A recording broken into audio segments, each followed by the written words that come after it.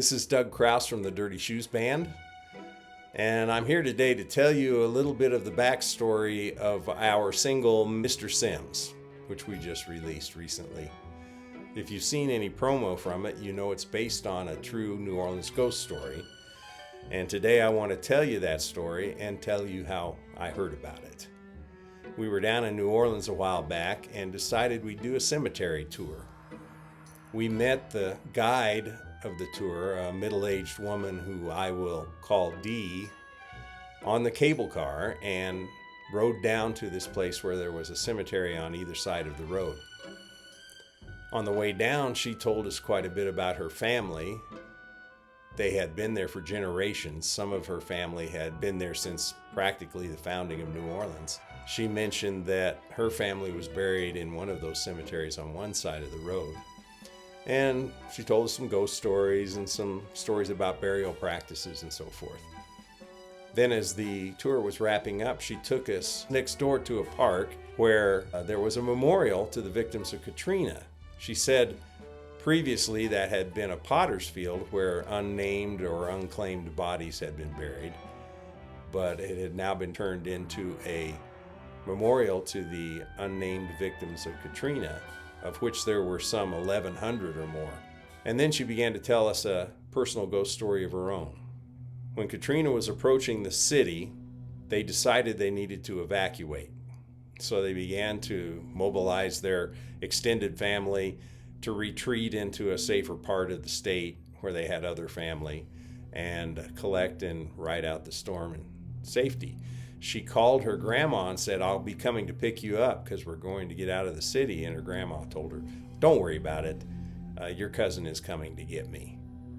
And so she didn't, and she got her stuff together, got her family together, and headed out. When they all collected in their gathering place, she saw her cousin and said, "Where's Grandma?" And the cousin said, "Well, I thought you were getting her." They began to ask around, and everyone that had checked on Grandma to make sure she had a way out of the city had been told someone else was coming to pick her up. She had lied to all of them because she didn't want to leave her home. When the levee broke, there was over 20 feet of water at her house. When they returned to the city, when it was safe, they discovered she was lost. No idea where she had gone to. They began searching the various morgues that had been set up for all of the victims. Without any luck, they couldn't find her.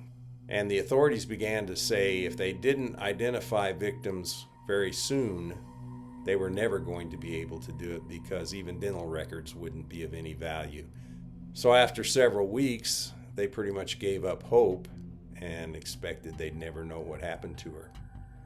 They had a tradition in their family, which was a cemetery day, where they would gather as a family, as many of the members of the family that could, at the cemetery, at the graves of their ancestors, and they would talk about them and pass on stories and tell the younger generation who they were so they would be remembered. After a few weeks, they decided they needed to have a cemetery day, so they went to that cemetery, and sometimes those gatherings could have 50 people or more. In this particular case, it was a small group, mostly her immediate family, maybe a dozen people. But they visited the grave, they paid their respects, and as was their tradition, they always went over to the potter's field across the way and paid their respects at the fence of the potter's field. This tradition maybe grew out of the fact that Grandma had worked for many years at the charity hospital as a caregiver, and the charity hospital used the potter's field when they had unclaimed or unnamed victims to inter them. In any case, they were at the fence of the rather dilapidated potter's field. It was a place where homeless hung out and drug deals went down and that sort of thing. And they were paying their respects when no one really remembers from where a man appears, walks up to them, a white-haired man with khakis and a faded denim shirt.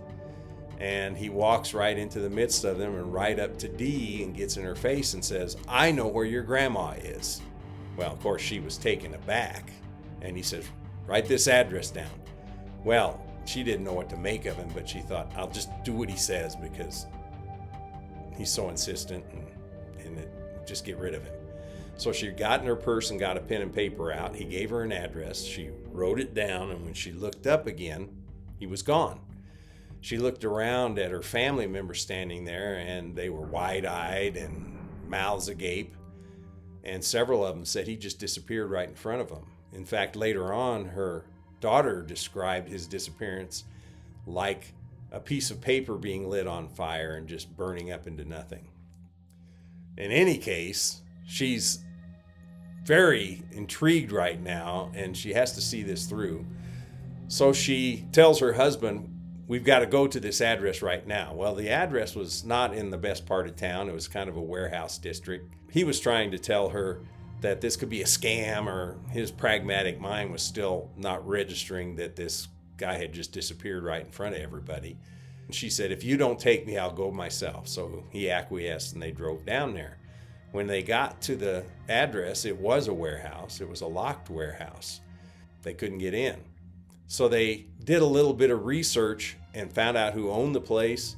They contacted him, got them to meet him down there and unlock the warehouse. The warehouse had been locked, basically empty for some time, as I understand, but had been locked since before Katrina in any case. When they got inside, they found her grandmother. She was in there, just her, all by herself. How she got in there, who knows? A locked building. In fact, if she'd made her way there physically during the storm, there was only 2 feet of water at the very height of the flood in that area of town. Seems unlikely she would have drowned in 2 feet of water. No understanding why she was there, how she got into this building. But they had her back. They were able to prepare for a service, get the family together, and get closure on her passing. While they were doing this, and this is several weeks now after Katrina, stories started circulating of other families having been approached by a man of this description. In fact, it came to the attention of authorities one way or another, and they put out a call for anybody who'd witnessed him to come in and report to them, and Dee went down, and they asked her to do a forensic sketch with a forensic artist. When they compiled sketches they did with her and others, they were all so eerily similar that they were compelled then to try to find out who he was. So they sent drawings to the media, and the media broadcast them, telling the story of how these people were approached. And he told all of them, that was part of the story, all of them had been told where to find a loved one that they were missing. From the broadcast, members of a family came forward and said, we think that this is our grandfather, our uncle, our father. His name was Sims. After doing a little more research, they found out that he worked as a maintenance man at the charity hospital. Every family that he contacted had a connection to the charity hospital. Of course, Dee's mother had worked there until she retired. It seems like he had an interest in helping those people that he knew. But he had passed 20-some years before, so that was kind of intriguing. The story could have ended there, but there's really much more to it. Because of the connection these 5 or 6 families had from being approached and having their loved ones recovered, they realized how fortunate they were and how sad it was that 1,100 or more people were never going to be identified, and many, many families were not going to have closure, the kind of closure they were able to have. So they banded together and started a campaign to create a memorial. Decision was made to do it at the Potter's Field. They raised the money, they got the government behind them, they had a lot of donations, and they were able to create that memorial that we saw. So something good or positive came out of the tragedy, and that was a very important thing. In fact, for me, writing the song, that aspect of the story was more important than the spooky, haunting part of it, though I'm always up for a good spooky or haunting tale. Still, there's an epilogue to this. Months later, Dee was contacted by one of the family members of Mr. Sims, and she asked if Dee would meet her somewhere. She wanted to show her something. So they picked a place to meet, When Dee walked in, the woman was standing at a table, and she had her hands on the table, and between her hands was a picture, and she was covering up part of that picture. Dee walked over, and the woman asked her, "Do you recognize the man in this picture?" Well, it was a picture of a man lying in a hospital bed, and it was obviously the same man, now known as Mr. Sims, that had approached her. And she said, "Yes, that's the man I saw." The woman raised her hand, and sitting at the side of the bed in the picture and holding the hand of the man in the bed is her grandmother. Now that's the part that gives a little chill up my spine. Anyway, I hope you enjoy this story.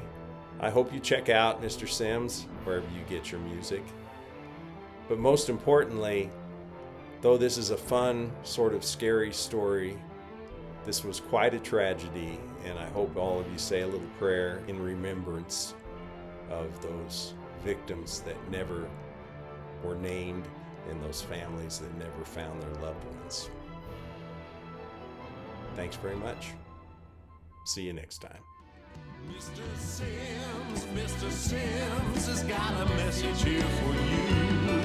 Gonna tell you where they ended up when the levee broke in two. Could be just another